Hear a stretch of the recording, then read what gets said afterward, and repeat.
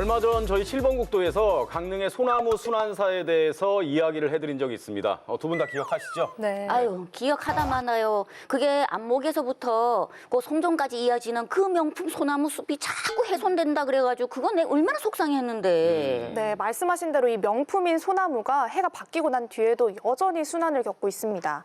이 송정해변 소나무 숲에 10층 높이의 대형 숙박시설이 들어선다고 하고요.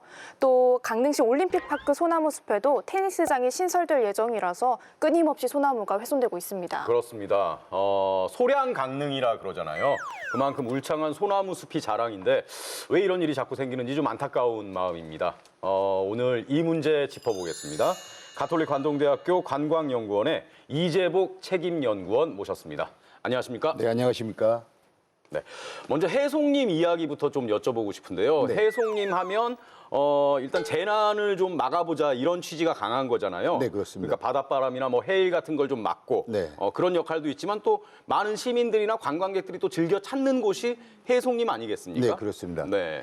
그래서 이제 보통 혜성님을 말씀드리기 전에 소나무 이러면 이제 생각나는 것들이 뭐 여러 가지가 있겠습니다만은 네. 뭐가 생각나시나요? 소나무 늘 푸르다. 네.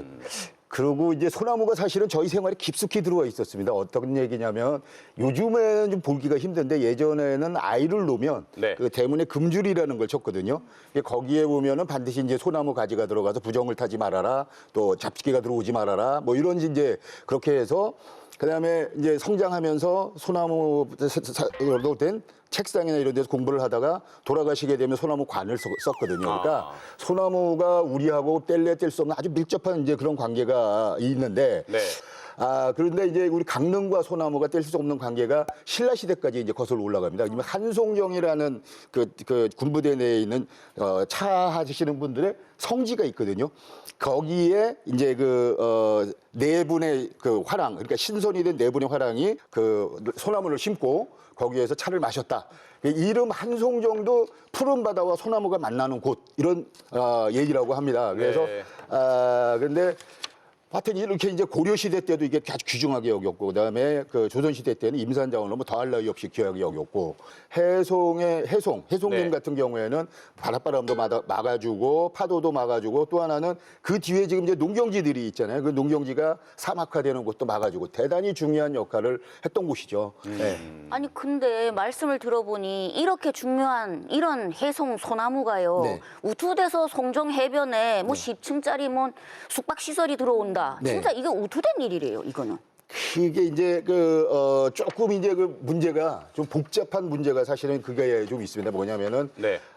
저희가 1982년도에 지금 현재 그 말씀하신 그 위치서부터 하고 거의 대부분 그 경포 대부분 일원을 도립공원으로 이제 지정을 하게 됩니다. 그 도립공원 공원 지역 안에는 지구가 지정이 돼요. 뭐 여기는 숙박지구, 여기는 주차장지구, 여기는 뭐 이렇게 이제 지정이 되는데 지금 현재 그 문제가 됐던 그곳은 아마 숙박지구로 이제 지정이 됐던 곳입니다. 애초에요? 예. 그러니까 그 도립공원을 만들 때. 네. 근데 이제 그때만 하더라도 층고 제한이 있었죠. 층고 제한이 보통 한 4층 높이까지밖에 이제 못 지었어요.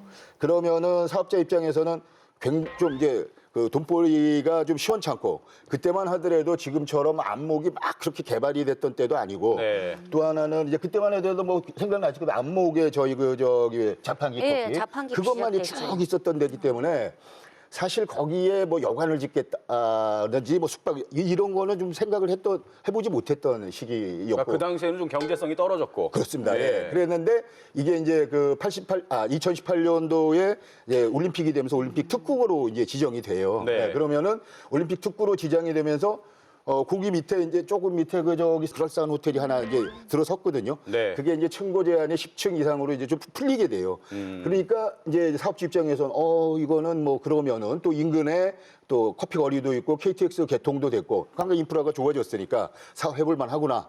이렇게 해갖고 이제 그 사업 신청을 이제 하게 됩니다. 네. 근데 이제 이게 추진을 하는데 문제가 뭐냐? 그거 안 돼. 처음부터 아예 안 돼. 이랬으면은 괜찮은데 처음부터도 됐어요. 근데 지금도 돼요. 근데 지금 와갖고 되는데 하지 마.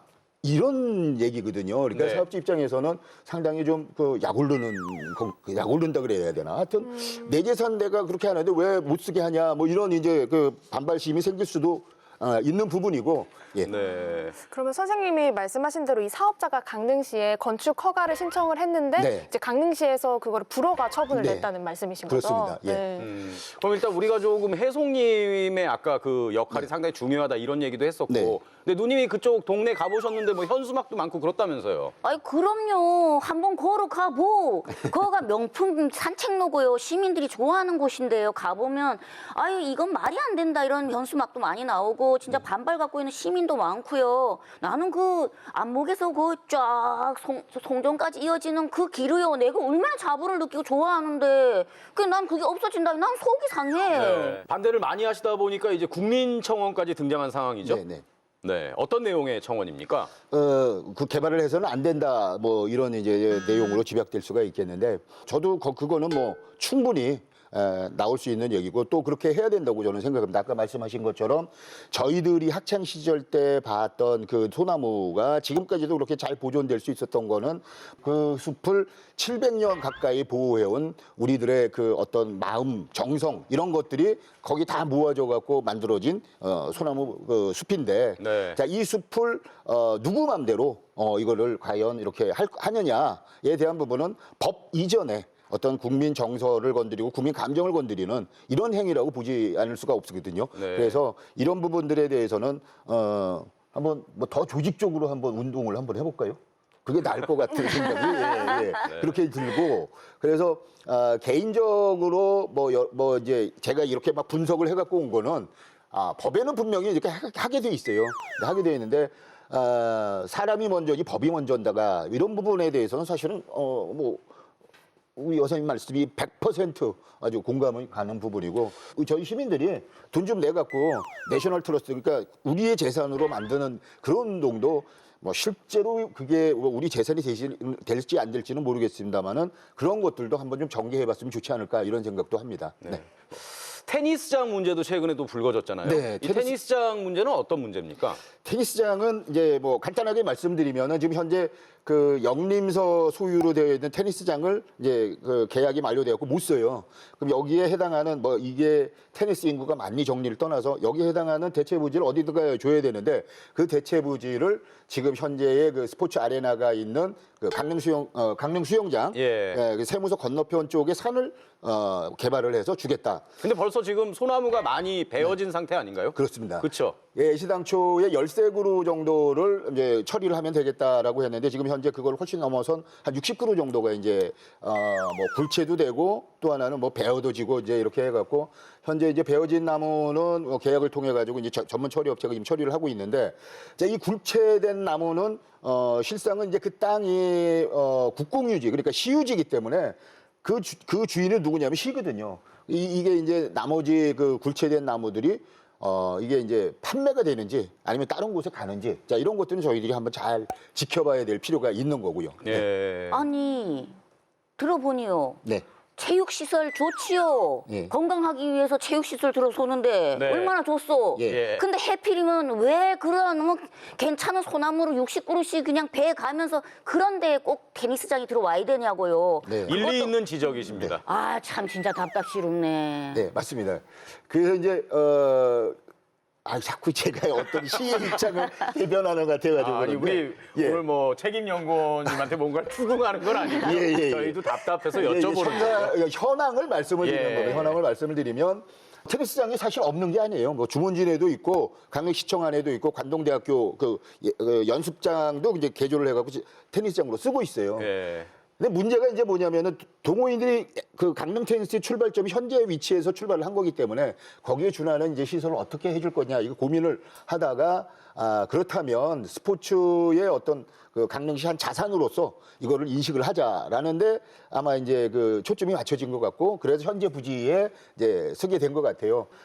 기왕에 55억이라는 돈을 들여서 테니스장을 질 거면은 이게 보통 그 하드 코트, 요새 테니스 경기를 많이 하는 그 코트가 하드 코트인데 네. 지금 이제 그거를 좀 더 좀 강화해서 뭐 관중 속도 좀 넣고 해갖고 한국에서 또 특히나 강릉에서 세계 프로 테니스 선수들을 볼 수 있는 뭐 그런 대회로 좀 격상시킬 수 있을 만한 그런 시설을 하면 더 좋지 않았을까 하는 측면도 사실은 스포츠 마케팅이나 관광 자원 측면에서 좀 아쉬운 점이 좀 있습니다.